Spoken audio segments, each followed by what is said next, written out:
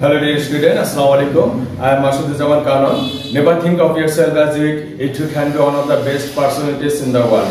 Dear student, আমরা গতদিনে HSC পদার্থবিজ্ঞান প্রথম পত্রের ভেক্টর অধ্যায়ের দুটো গুরুত্বপূর্ণ বিষয় নিয়ে আলোচনা করেছিলাম, অর্থাৎ গ্রেডিয়েন্ট, ডাইভারজেন্স নিয়ে আলোচনা করেছিলাম। আজকে আমরা নির্ণয় করব কিভাবে কার্ল নির্ণয় করা যায়। তো চলো শুরু করা যাক।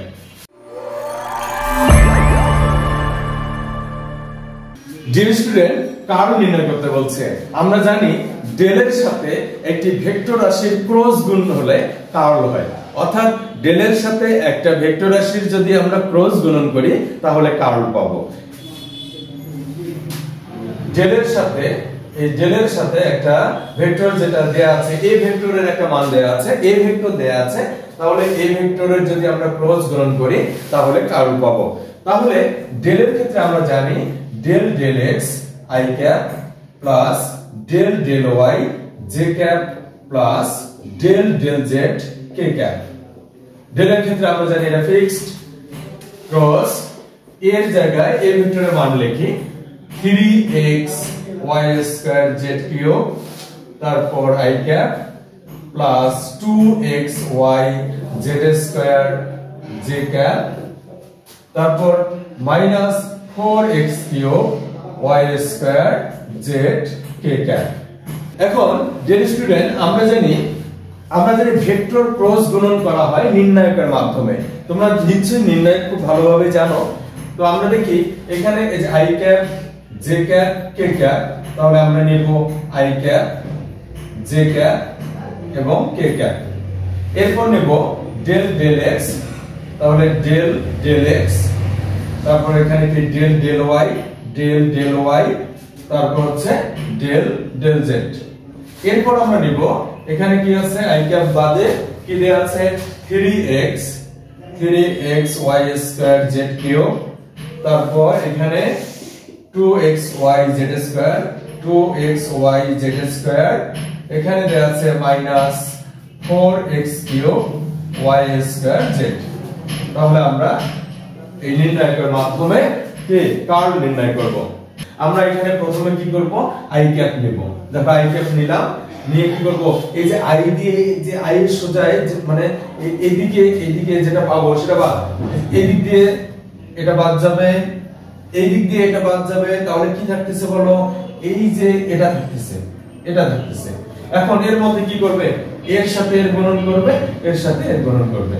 del del y আছে, তাহলে এখানে y আছে, যেহেতু এটা পার্শিয়াল ডিফারেন্সিয়েশন, তাহলে y স্কয়ার কে ডিফারেন্সিয়েশন করলে কি হবে, অর্থাৎ del del y এ y স্কয়ার কে ডিফারেন্সিয়েশন করবে। জাস্ট আমরা y স্কয়ার কে ডিফারেন্সিয়েশন করলে কি হয় সেটা লিখতেছি, আর বাকিগুলো তো অজ্ঞাত অবস্থায় থাকবে।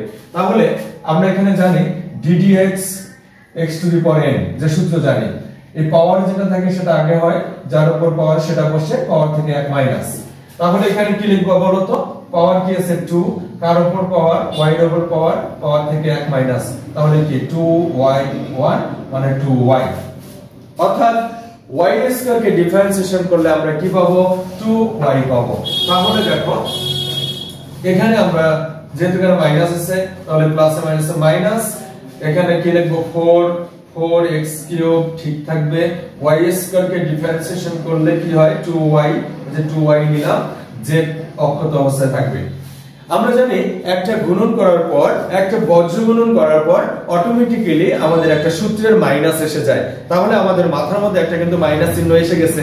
একটা গুণন যখনই করলাম তখনই একটা মাইনাস কিন্তু আমাদের মাথার মধ্যে আছে, এটা মনে রাখবে। এরপর দেখো এই গুণনটা করব, এখানে কি আছে প্লাস, এখানে প্লাস, তাহলে আমাদের একটা মানে প্লাসে প্লাসে প্লাস হয়, আর আমাদের যে মাত্রায় আছে যে একটা মাইনাস, তাহলে সেই প্লাসে মাইনাসে কি হয়, মাইনাস হয়। এরপর দেখো এখানে z আছে, z স্কয়ার কে ডিফারেন্সিয়েশন করলে কি হবে, ডিয়ার স্টুডেন্ট লক্ষ্য করে দেখো, y স্কয়ার কে ডিফারেন্সিয়েশন করলে যদি 2y হয়, তাহলে z স্কয়ার কে ডিফারেন্সিয়েশন করলে নিশ্চয়ই 2z হবে। তাহলে কি লিখবো, মানে z স্কয়ার কে ডিফারেন্সিয়েশন করলে 2z হবে, বাকিগুলো ঠিক থাকবে। তাহলে কি 2x y, এই যে z স্কয়ার এর জায়গায় লিখবো 2z, বুঝছো কিনা। এরপর কি এখানে ব্র্যাকেট ক্লোজ করলাম, এরপর আমরা মাইনাস দিব, এখন দেখো মাইনাস নিয়ে এখন কি করব আমরা জে ক্যাপ নেব। এই যে জে ক্যাপ নিলাম, তাহলে লক্ষ্য করে দেখো জে ক্যাপ যখন নিলাম তখন কি করব, এই যে জে দিয়ে দেখো এই যে এই সোজা এটা বাদ যাবে, এটা বাদ, আবার এই যে এটা বাদ, কি থাকতেছে এখানে ডেল ডেল এক্স থাকতেছে, এ গুণন হবে এই যে এর সাথে, দেখো এটা বাদ এটা বাদ থাকতেছে এই যে 1 2 3 4, তাহলে এর সাথে এটা গুণন, তাহলে দেখো তাহলে এর সাথে এটা গুণন করব, এখানে কি আছে x আছে আর এখানে কি আছে x কিউব আছে, এখানে যেটা থাকবে সে শুধু তাকে বা তার ধর্ম পালনকারী মৌলকে কি করবে, মানে সে শুধু কি করবে তাকে ডিফারেন্সিয়েশন করবে, তাহলে এখানে x আছে x কিউব কে ডিফারেন্সিয়েশন করবে, তাহলে del del x x cube, তাহলে বললো কি পাওয়ার যেটা আছে সেটা আগে হবে, যার উপর পাওয়ার সেটা বসবে, পাওয়ার থেকে 1 মাইনাস, তাহলে কি পাচ্ছে 3x স্কয়ার।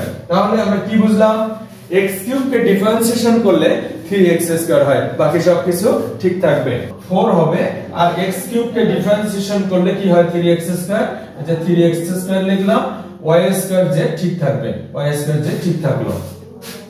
এরপর দেখো আমাদের একটা গুণন করার পর আরেকটা তো কি মাইনাস চিহ্ন আমাদের মাথার মধ্যে এসে যায়, তাহলে একটা মাইনাস চিহ্ন মাথার মধ্যে আছে, এরপর কি করব, এটার সাথে এটা গুণন করলাম, এবারে এর সাথে এর গুণন করব, তাহলে দেখো ডেল ডেল z, আর এখানে কি z, এখানে যেহেতু z আছে z কিউব কে ডিফারেন্সিয়েশন করলে বলো তো 3z স্কয়ার হবে না, x কিউব কে ডিফারেন্সিয়েশন করলে 3x স্কয়ার, তাহলে z কিউব কে ডিফারেন্সিয়েশন করলে হবে 3z স্কয়ার।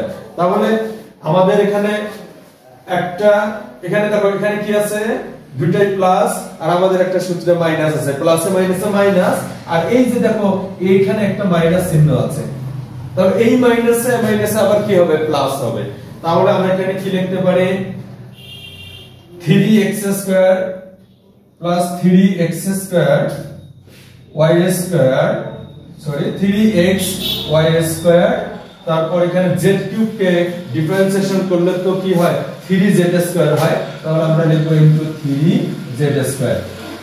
এরপর ডিয়ার স্টুডেন্ট আমাদের যে এর কাজ শেষ, এবার কি করব বলো, এবার প্লাস দিব, এই যে প্লাস দিলাম, দিয়ে k ক্যাপ নিলাম, এই যে k ক্যাপ যখন নিলাম এটা লক্ষ্য করে দেখো k দিয়ে এই যে এটা বাদ যাবে, এই যে k দিয়ে দেখো এটা বাদ যাবে এবং এই যে এটা বাদ যাবে, তাহলে থাকতেছে কিন্তু এই চারটা, এই চারটা কিন্তু এখানে থাকতেছে, তাহলে এর সাথে এর গুণন, তাহলে বলো এখানে x আছে এখানে x আছে, তার মানে x কি করবে x কে ডিফারেন্সিয়েশন করবে, তাহলে আমরা কি জানি ডেল ডেল x, x কে যদি ডিফারেন্সিয়েশন করে এর পাওয়ার কিছু নাই 1 ধরে নাও, তাহলে পাওয়ার যেটা সেটা আগে হবে, যার উপর পাওয়ার সেটা বসবে, পাওয়ার থেকে 1 মাইনাস, তাহলে x টু দি পাওয়ার 0 সমান কত 1।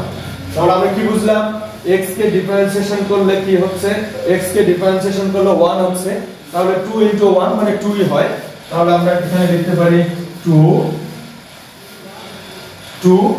1 কে ডিফারেন্সিয়েশন করলে তো 1 হয়, তো 1 লেখা দরকার নাই, yz স্কয়ার অক্ষত থাকবে, yz স্কয়ার অক্ষত থাকবে।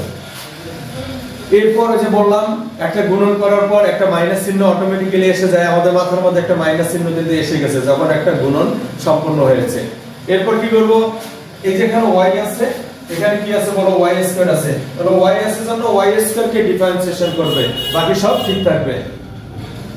তাহলে আমরা এখানে ডেল ডেল y স্কয়ার কে যদি ডিফারেন্সিয়েশন করে তাহলে পাওয়ার যেটা সেটা আগে হবে, যার উপর পাওয়ার সেটা বসবে, পাওয়ার থেকে 1 মাইনাস, তাহলে দেখো y টু দি পাওয়ার কি 2y টু দি পাওয়ার 1, তার মানে কত 2y, অর্থাৎ y স্কয়ার কে ডিফারেন্সিয়েশন করলে কি হচ্ছে 2y।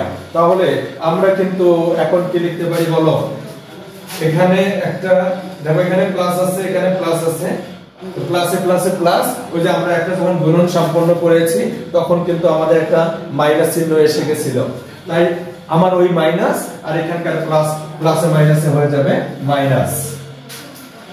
তাহলে এখানে y আছে, তাহলে y ব্যতীত 3x ঠিক থাকবে, 3x ঠিক থাকবে ইনটু দেখো y স্কয়ার কে ডিফারেন্সিয়েশন করলে কি হয় 2y, তাহলে 2y লিখবো, এই যে 2y, তারপর কি এখানে z কিউব যেমন আছে তেমনই থাকবে, এলো z কিউব।